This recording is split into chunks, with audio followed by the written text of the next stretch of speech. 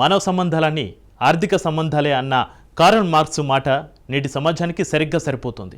ఇక రాజకీయాలనైతే పైసా ఉన్న వాళ్ళదే ఆధిపత్యం, డబ్బు కొట్టు పోస్టు పట్టు అన్న చందంగా పాలిటిక్స్ మారిపోయాయి.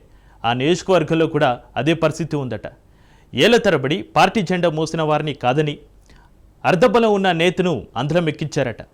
అప్పుడు ఆ నేత అరాచకాలకు అంతు లేకుండా పోతుందట. ఇంతకీ ఆ నియోజకవర్గం ఏది? అక్కడ డబ్బుతో అధికారం చెలాయిస్తున్న నేత ఎవరు? కార్యకర్తల అసంతృప్తికి కారణమేంటి? Let's watch the story.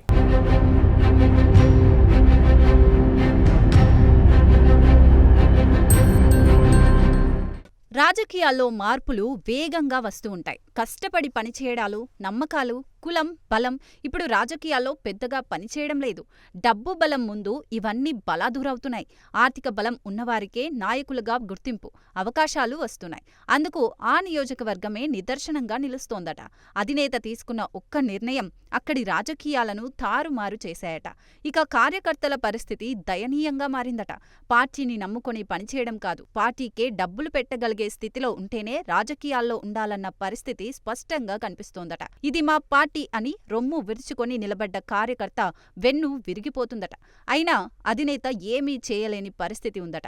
ఎందుకంటే అక్కడ విలువల కంటే బరువుగల డబ్బు కట్టలు రాజకీయాన్ని నడిపిస్తున్నాయట. డబ్బుతో అధికారాన్ని దాసోహం చేసుకోగలమని నిరూపిస్తున్నాయట. కానీ ఇదంతా ఎంతకాలం? ప్రజల్లోకి తప్పుడు సంకేతాలు వెళ్తే అది పార్టీకి నష్టం కలిగించదా అనే వాదనలు వినిపిస్తున్నాయట. రైల్వే కోడూరు నియోజకవర్గం నిన్న మొన్నటి వరకు వైసీపీకి కంచుకోట. అలాంటి చోట మొన్నటి ఎన్నికల్లో పసుపు జెండా పాగా వేసింది. కూటమిలో భాగంగా జనసేన ఎమ్మెల్యే సీటే అయినప్పటికీ టీడీపీ జెండా నీడలోని దాని ఉనికి కాపాడుకుంటోంది. ఎన్నికలకు కొద్ది రోజుల ముందు రైల్వే కోడూరులో రాజకీయాలు పూర్తిగా మారిపోయాయి. అప్పటి వరకు టీడీపీ నియోజకవర్గ ఇన్ఛార్జిగా ఉన్న విశ్వనాథ నాయుడు, ఎమ్మెల్యే అభ్యర్థిగా ప్రచారంలో ఉన్న పంతగాని నరసింహప్రసాద్లను పక్కన పెట్టారు. వైసీపీలో జగన్కు అత్యంత సన్నిహితంగా ఉండి కొన్ని కారణాల వల్ల ఆ పార్టీలో నిరాధారణకు గురైన ముక్కా రూపానందరెడ్డి టీడీపీలో చేరారు. వచ్చి రావడమే చంద్రబాబు అతన్ని నియోజకవర్గ ఇన్ఛార్జిగా ప్రకటించారు. దీంతో రైల్వే కోడూరు టీడీపీ నాయకులు, కార్యకర్తలు షాకయ్యారు. కొద్ది రోజులు గడవక ముందే పొత్తులో భాగంగా ఆ సీటు జనసేనకు కేటాయించారు. జనసేన అధినేతే పవన్ కళ్యాణ్ యనమల భాస్కర్ అనే వ్యక్తికి సీటు కేటాయించారు. కానీ చక్రం తిప్పాలని వచ్చిన రూపానందరెడ్డి మళ్లీ తన ఆర్థిక బలాన్ని ఉపయోగించారు. తన అనుచరుడిగా ఉన్న అరవ శ్రీధర్ను జనసేన నుంచి ఎమ్మెల్యే అభ్యర్థిగా ఖరారు చేసుకున్నారు. అందరినీ కలుపుకొని వెళ్తేనే పని జరుగుతుందని భావించిన రూపానందరెడ్డి అప్పటి వరకు ఉన్న టీడీపీ, జనసేన నేతలను కలుపుకొని ముందుకెళ్లారు. ఇదంతా మనదే, మనం గెలిస్తే మీకు ఏం కావాలంటే అది చేస్తాను, నేను మీవాడిని అని హామీ ఇచ్చారు. అయినా మన అధినేతే మెచ్చి అధికారం ఇచ్చినప్పుడు మనదే ముందులే అనుకున్న అక్కడి టీడీపీ, జనసేన కార్యకర్తలు కలిసి పనిచేశారు. మొత్తానికి వైసీపీ కంచుకోటలో కూటమి జెండా ఎగిరింది.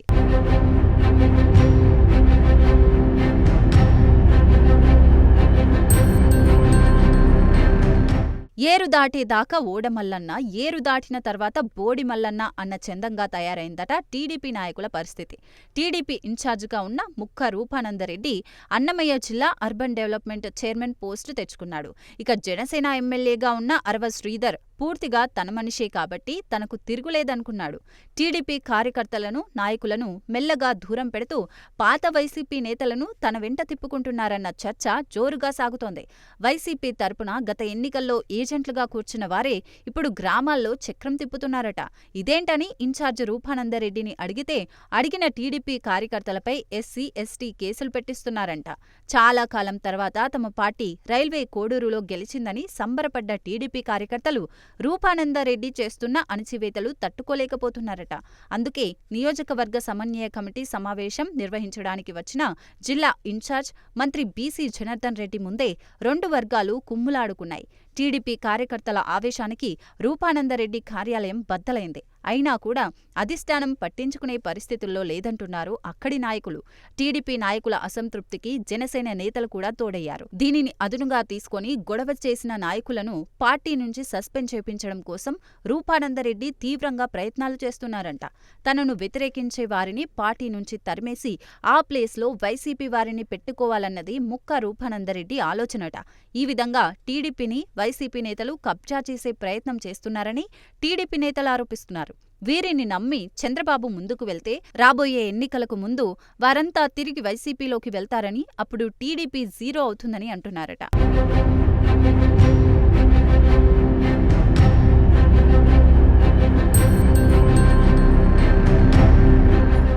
ఎన్నికలకు కొద్ది రోజుల ముందు టీడీపీలోకి వచ్చిన రూపానందరెడ్డి పెద్ద ఎత్తున పార్టీకి ఫండ్ ఏర్పాటు చేసినట్లు సమాచారం. అందుకే ఆయన ఏది అడిగినా చంద్రబాబు కాదనరట. త్వరలో కడపలో జరగబోయే మహానాడు కార్యక్రమానికి కూడా రూపానందరెడ్డి పెద్ద మొత్తంలోనే ఫండింగ్ చేస్తున్నారంట. అయితే ఈ ఫండింగ్ వెనుక రైల్వే కోడూరు మైన్స్ డాన్గా వ్యవహరిస్తున్న ఒక వ్యక్తి సహకారం ఉన్నట్లు ప్రచారం సాగుతోంది. ఏ ప్రభుత్వం అధికారంలో ఉన్నా ఈ మైనింగ్ డాన్ ఫండింగ్ ఇస్తారట. కాబట్టి తన వ్యాపారానికి ఏ ప్రభుత్వం కూడా అడ్డు చెప్పదంటున్నారు. రైల్వే కోడూరు నియోజకవర్గ పరిధిలో ఓబులవారిపల్లె మండలం మంగంపేట దగ్గర పెద్ద ఎత్తు బైరైటిస్ మైన్స్ ఉన్నాయి. వాటిలో ముడి సరుకుని తీసుకొని మిల్లర్లకు అమ్మడంతో పాటు ప్రాసెస్ చేసి ఎక్స్పోర్ట్ చేయడం అతని బిజినెస్ అంటున్నారు. అయితే అతి తక్కువ ధరకు మైన్స్ దక్కించుకోవడంలో అతనే సాటి అని చెప్తున్నారు. అందుకు ప్రభుత్వం సాయం తీసుకోవడం, తర్వాత అధికార పార్టీకి ఫండింగ్ చేయడం చేస్తున్నారంట.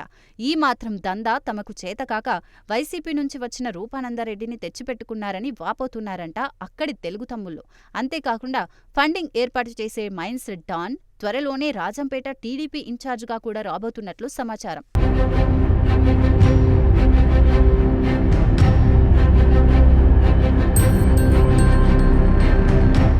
ఉమ్మడి కడప జిల్లాలో ఇంటా బయట వైసీపీ మనుషులతోనే టీడీపీని నెట్టికొస్తున్నారనే విమర్శలు వినిపిస్తున్నాయి.